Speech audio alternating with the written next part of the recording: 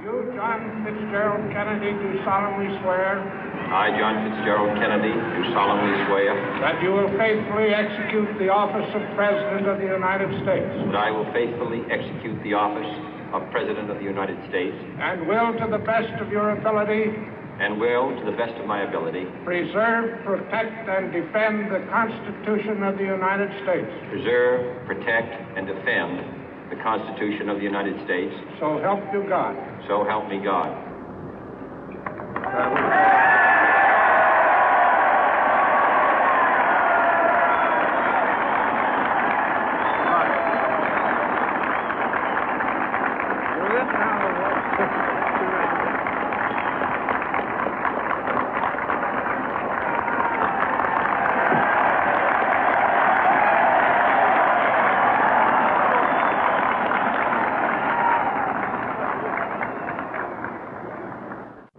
Vice President Johnson, Mr. Speaker, Mr. Chief Justice, President Eisenhower, Vice President Nixon, President Truman, Reverend clergy, fellow citizens.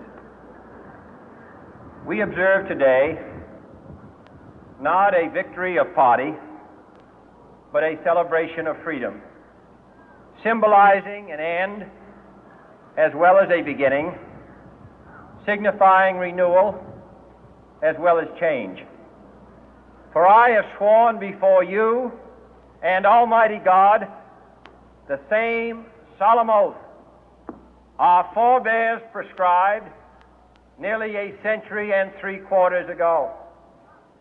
The world is very different now, for man holds in his mortal hands the power to abolish all forms of human poverty and all forms of human life. And yet the same revolutionary beliefs for which our forebears fought are still at issue around the globe. The belief that the rights of man come not from the generosity of the state, but from the hand of God. We dare not forget today that we are the heirs of that first revolution.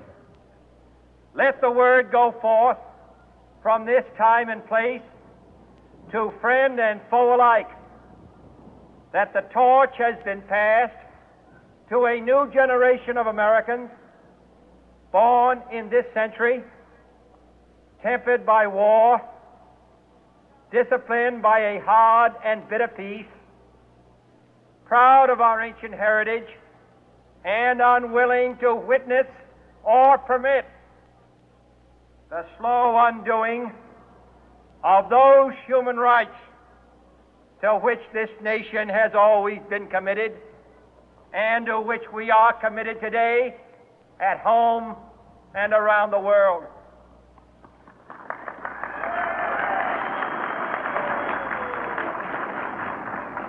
Let every nation know, whether it wishes us well or ill, that we shall pay any price, bear any burden, meet any hardship, support any friend, oppose any foe to assure the survival and the success of liberty.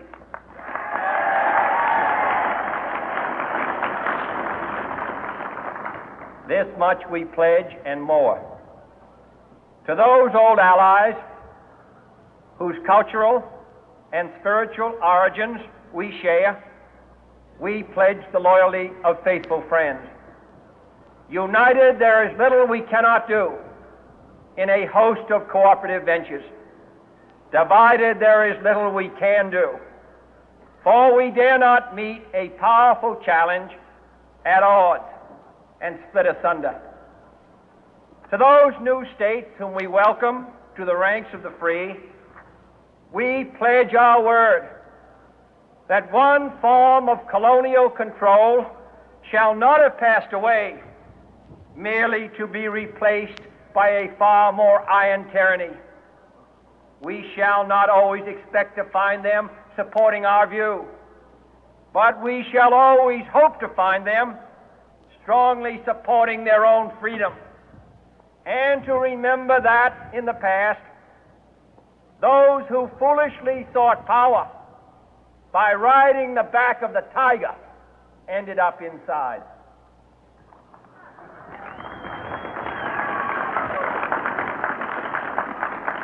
To those people in the huts and villages of half the globe struggling to break the bonds of mass misery, we pledge our best efforts to help them help themselves for whatever period is required, not because the communists may be doing it, not because we seek their votes, but because it is right. If a free society cannot help the many who are poor, it cannot save the few who are rich.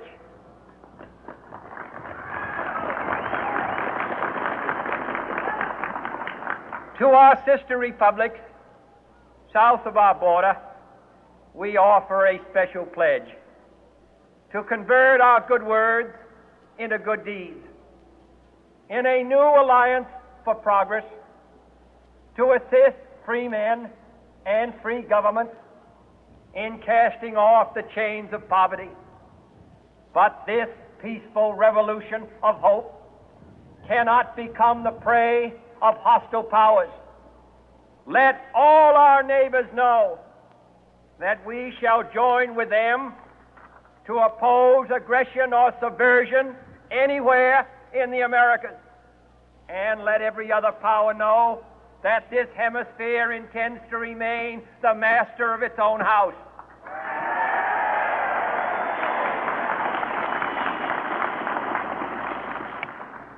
To that World Assembly of Sovereign States, the United Nations, our last best hope, in an age where the instruments of war have far outpaced the instruments of peace, we renew our pledge of support to prevent it from becoming merely a forum for invective, to strengthen its shield of the new and the weak, and to enlarge the area in which its writ may run.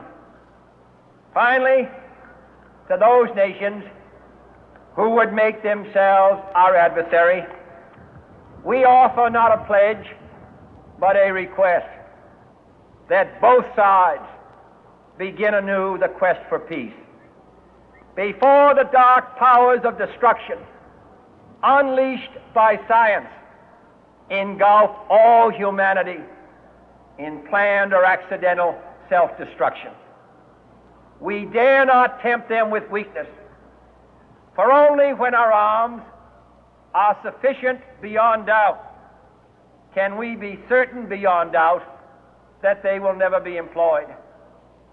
But neither can two great and powerful groups of nations take comfort from our present course, both sides overburdened by the cost of modern weapons, both rightly alarmed by the steady spread of the deadly atom, yet both racing to alter that uncertain balance of terror that stays the hand of mankind's final war. So let us begin anew, remembering on both sides that civility is not a sign of weakness, and sincerity is always subject to proof. Let us never negotiate out of fear, but let us never fear to negotiate.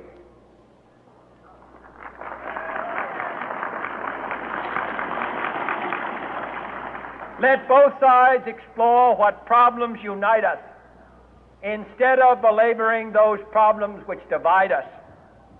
Let both sides, for the first time, formulate serious and precise proposals for the inspection and control of arms, and bring the absolute power to destroy other nations under the absolute control of all nations.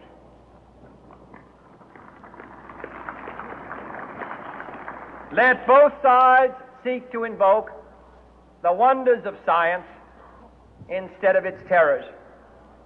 Together, let us explore the stars, conquer the deserts, eradicate disease, tap the ocean depth, and encourage the arts and commerce.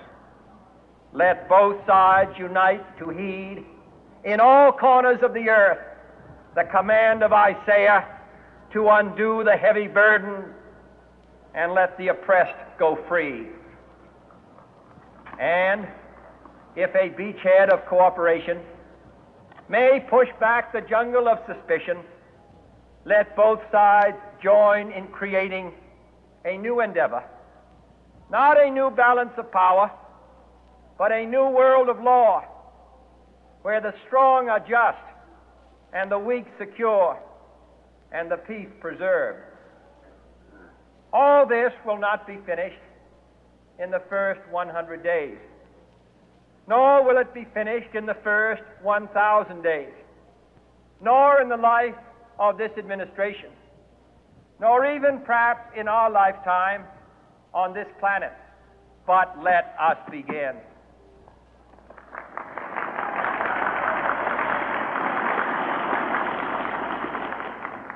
In your hands, my fellow citizens, more than mine, will rest the final success or failure of our course. Since this country was founded, each generation of Americans has been summoned to give testimony to its national loyalty. The graves of young Americans who answered the call to service surround the globe.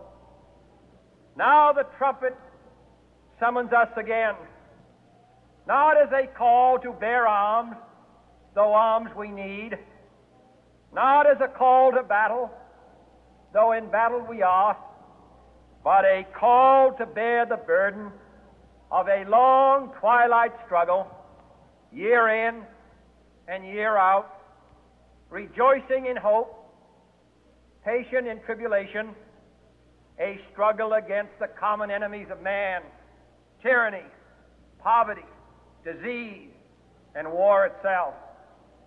Can we forge against these enemies a grand and global alliance,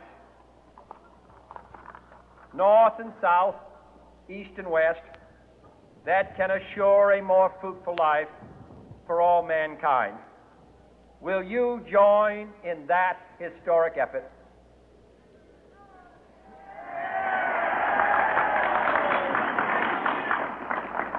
In the long history of the world, only a few generations have been granted the role of defending freedom in its hour of maximum danger. I do not shrink from this responsibility. I welcome it.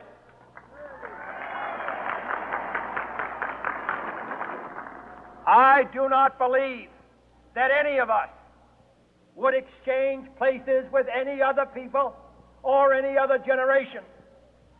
The energy, the faith, the devotion which we bring to this endeavor will light our country and all who serve it. And the glow from that fire can truly light the world. And so, my fellow Americans, ask not what your country can do for you, ask what you